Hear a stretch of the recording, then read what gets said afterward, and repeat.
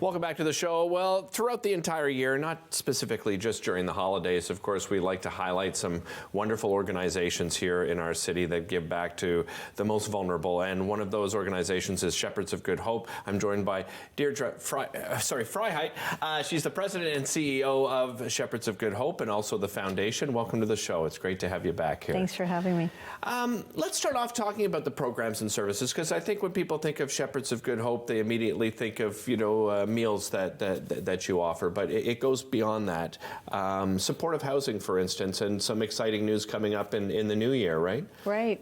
I think a lot of people still think of Shepherds of Good Hope as a soup kitchen and a shelter, which right. Of course those are the services that we provide. They're much needed, but really the answer to ending chronic homelessness is to give people a home. Mm-hmm. So that's been our plan for the last number of years, is to really expand supportive housing. So housing that has the supports around the clock so that people can, have permanent housing and they don't go back to the shelters because they have the supports around them that they need. Right. So we have housing now from east to west across the city, which is exciting, and we have 2 new builds underway and plans for more in the future. So yeah, obviously the pandemic, like any other industry, and I'm not necessarily meaning yours as an industry in itself, but a lot of challenges. It's posed a lot of challenges. What are some of the challenges that you've seen at the Shepherds? Well, throughout the pandemic, of course, people that have a home were able to go inside and physically distance.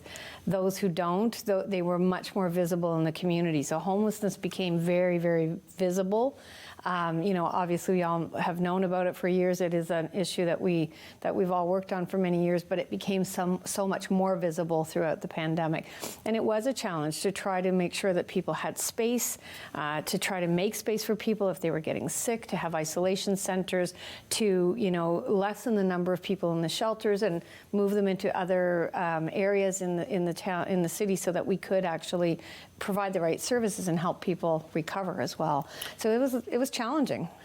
Are you encouraged? I know that you've always had a partnership with the City of Ottawa, but we have a new mayor and many new faces around the council too. What's that partnership been like over the years, and are you encouraged with what you've seen from this new council and mayor? I think we're absolutely encouraged. I think housing is an issue that most people are concerned about now. Certainly we saw that throughout the election. People realize that we have to find homes for people. We've had a great relationship with the city for many years. I think that's why we've been able to build and take advantage of being ready when opportunities come down the pipe to be able to provide housing for people. And so that's, we hope that continues. We've certainly had some discussions about what that might look like in the future, and looking forward to working with the mayor and new council on that. Holiday campaigns, as I said, many organizations have their campaigns. This is an important time of year for the Shepherds as well. It is. This is our biggest fundraising time of year, and of course, everybody's been through many challenges over the past few years. We're starting to see that, I think, a little bit this year. Certainly hearing from people who have said we're going to give this year, but we might not be able to give as much as we have last year. So I think a lot of organizations are challenged with that. So we encourage people to donate, but also after Christmas, there's always that need. It continues. Yeah, there's always seems to be a bit of a lull, but it's just as important. And probably the coldest months of the year, right, happens after Christmas and the holiday season. Right. So the need is always there, and our community is very generous. And I know you know that, Derek. We've been in lots of different events where people are there to give, and the community is very generous. So we're very fortunate for that, and we hope that people will think about us this Christmas. And Deirdre, there's different ways to support Shepherds of Good Hope as well. Obviously monetary, we just discussed, and maybe you gave $20 last year and you can only give $10 this year, and maybe you're in a position where you gave $10 last year and you can't give a monetary donation. What other ways can people support Shepherds? Lots of ways. Certainly volunteering. Volunteering time. We talk about time, talent, and treasure. You can volunteer your time. You can give your treasure if you're able to give monetarily. You can also just help out by helping volunteer in the programs. We've lost a lot of volunteers over the past few years, particularly older people that needed to stay home, look after their health throughout the pandemic.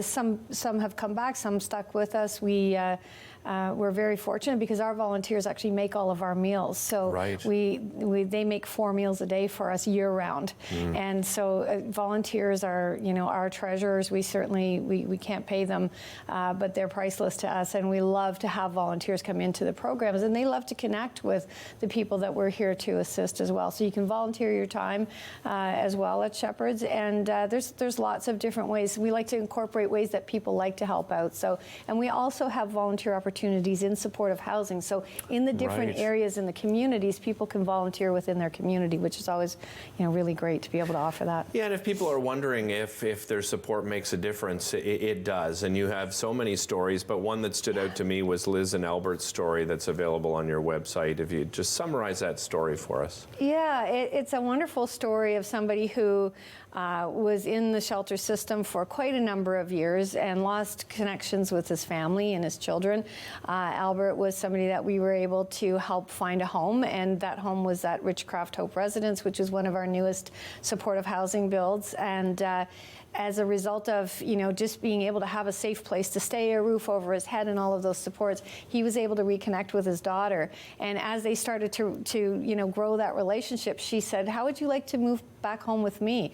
So Really? he's actually now living with his daughter and absolutely loving it. It's a lovely story of a reconnection of a family, and that's what happens when you can get people out of the shelter system and into housing, and all of the great things that happen as a result. Yeah, and just going back to donations, for people that do have the means, there's also the ability for monthly giving. I know you Yes. have sort of an employee matching that businesses can do as well, right? People can give monthly, which is really great. We can make that very easy for people to do. You can leave a legacy gift in your will. That's something that a lot of people, if they're not able to give now, they can do that and leave a legacy gift in their will. We're happy to help out with that, and that doesn't have to mean that you have to give money right away.